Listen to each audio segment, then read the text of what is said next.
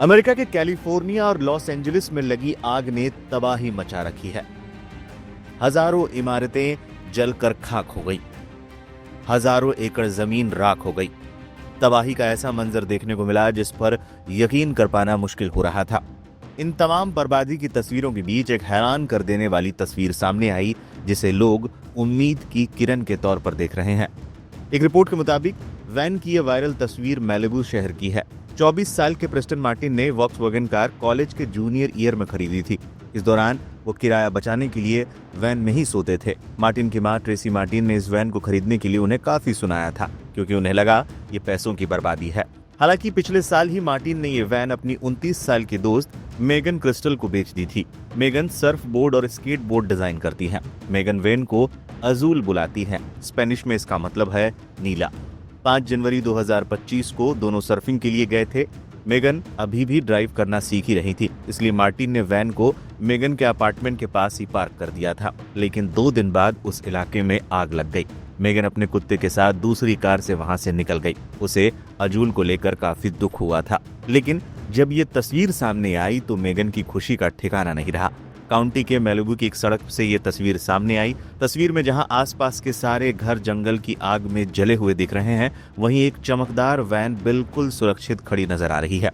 Report के मुताबिक Malibu में खड़ी ये चमकदार नीली वैन एक विंटेज वॉक्सवैगन वैन है।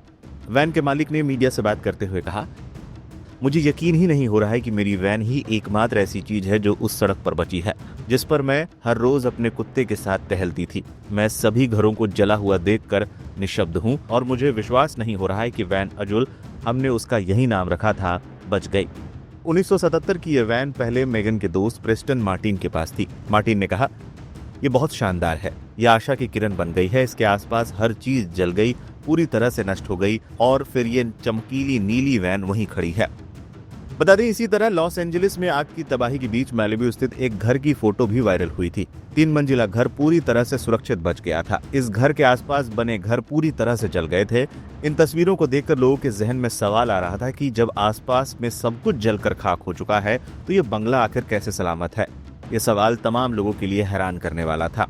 बता दें, बचा हुआ घर 64 वर्षीय डेविड स्टीनर का है। डेविड ने बताया कि उन्होंने घर को बनाने में मजबूती का ख्याल रखा था। घर को बनाने में स्टूको, एक तरह का प्लास्टर और स्टोन का इस्तेमाल किया गया था। ये चीजें आग में जल्दी नहीं जलती हैं। घर की छत भी फायर प्रूफ बनवाई गई थी। यही कारण है कि डेविड के घर को आग से कोई नुकसान नहीं हुआ था। मरने वालों की संख्या बढ़कर 27 हो गई। अमेरिका के लॉस एंजलिस में लगी आग अब भी बेकाबू है। कई इलाके अभी भी जल रहे हैं और उनके नजदीक रहने वालों को घर छोड़ने के लिए भी कहा गया है। इस बीच आग में मरने वालों की संख्या बढ़कर 27 हो गई है, जबकि दर्जनों लोग झुलसे हैं।